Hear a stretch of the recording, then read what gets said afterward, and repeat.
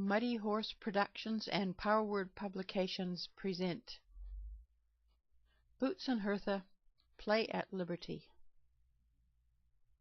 Most of the pauses between the notes have been edited out for easier viewing. Being with horses is not a spectator sport. It's a two-way flow of communication. I'm asking Boots to move out away from me. We're just starting out. We haven't done anything else, so we start out fairly slowly. And soon after she's gone out for me, I give a wee whistle and ask her to come back in. And when she comes back in, she gets a click and a treat. Then I ask her to go out again. There's a wire across in front by those two barrels to contain space a little bit.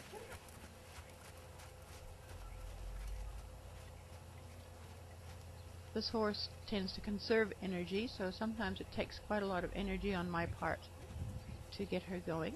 And she asked there, "Do you want me to come in?" And I said, "No, not yet." And put a bit more energy behind her to get her going. And because she cantered there,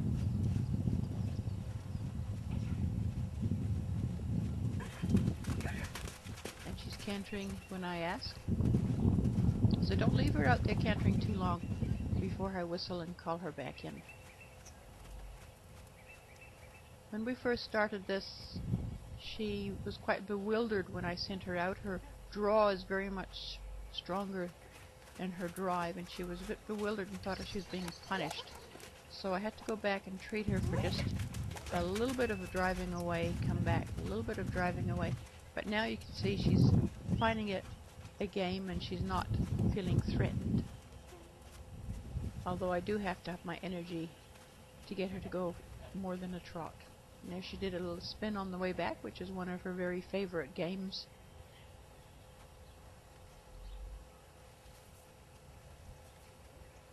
And asking her to go out again.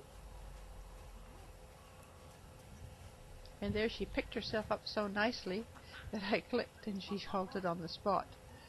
She was really, really animated. Not sure if you can see it at this distance, but that's why I gave a click. And the interesting thing about the click and treat is you can get the horse to stop wherever you want it to on the circle. They don't have to come back in. I'm asking her to go out again. She's doing a little bit of lateral movement there. And then she'll canter for me. See the snaky necking? And then she goes into a little canter, the circle, shadowing my pathetic little canter. And she did about a circle and a half of that, which is pretty good. It was mainly her idea, and I linked in with it, rather than my idea asking her to do it. So quite often she'll suggest things, and I'll say, "Okay, let's do that." A bit of snaky necking and playful tossing of the head. Just putting energy behind her there. There, now she's feeling a bit more warmed up. Takes a while for the horse to sort of get into the mood of it sometimes.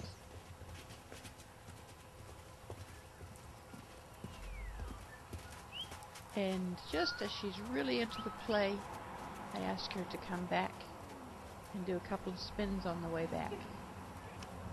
She really thinks those are cool. When I first taught it to her, she was doing it all the time as her default, which got a little bit surprising when you weren't expecting it. And now she's coming sideways toward me and the other direction. So when you're playing like that in Frolic, you don't have to do just a Boomerang Frolic. You can put in all other little things in between.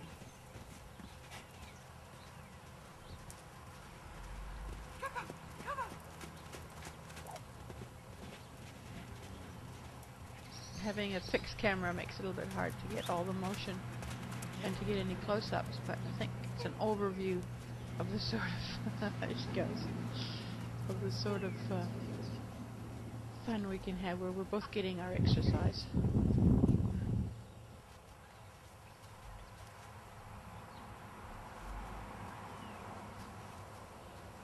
Now she's just doing a little spin on the spot there, and I'm asking her to shadow me going sideways, and then I'm going to ask her to shadow me going sideways the other way. And that's pretty much the end of our session. Lots of fun was had.